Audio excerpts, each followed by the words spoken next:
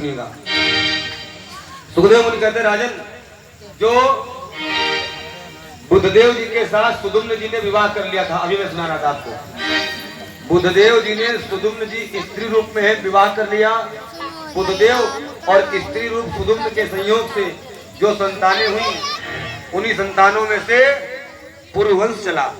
पुरुवंश ही चंद्रवंश कहलाया है। सुखदेव मुनि कहते राजन, बुद्धदेव और सुदुम्न जी के संयोग से एक बेटा हुआ जिसका नाम हुआ पुरुरवा। पुरुरवा का नाम है एल। पुरुरवा का विवाह उर्वशी अप्सरा के साथ में हुआ।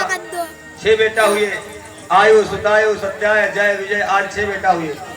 सुखदेव मुनि कहते हैं इन्हीं के वंश में नहुस का जन्म हुआ। नहुस के हुए यति, याति, संयाति, विवाति, आज 6 बेटा हुए। सबसे बड़ा बेटा सन्यासी बन गया, तो ये ययाति ने दूसरे बेटे के 2 विवाह किए। पहला विवाह शुक्राचार्य की बेटी देवयानी के साथ विवाह किया।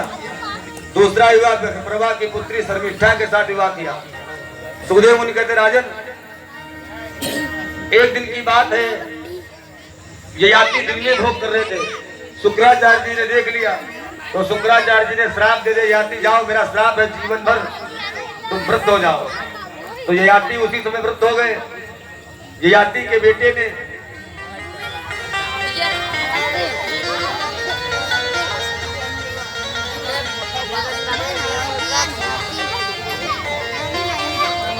ययाति के पुत्र ने,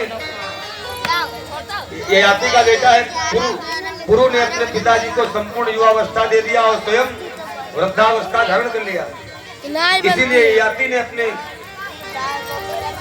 पुरु राजा को चक्रवर्ती राजा घोषित कर दिया और श्राप दे दिया कि बड़े पुत्रों के यहाँ पर कोई चक्रवर्ती राजा घोषित नहीं होगा। सुखदेव मुनि कहते राजन, इन्हीं के वंश में दुष्यंत का जन्म हुआ। दुष्यंत जी के हुए भरत जी, जो बाल्यावस्था में सिंहों के दांत गिन लेते थे। सुखदेव मुनि कहते राजन, इन्हीं वंश में एक रंगदेव नाम के राजा हुए, जो 49 दिन तक परिचित। इसी यदुवंश में तुम्हारा भी जन्म हुआ, चंद्रवंश में। अच्छा, ये बताओ हमारे लाडले कृष्ण का जन्म कब हुआ? सुखदेव मुनि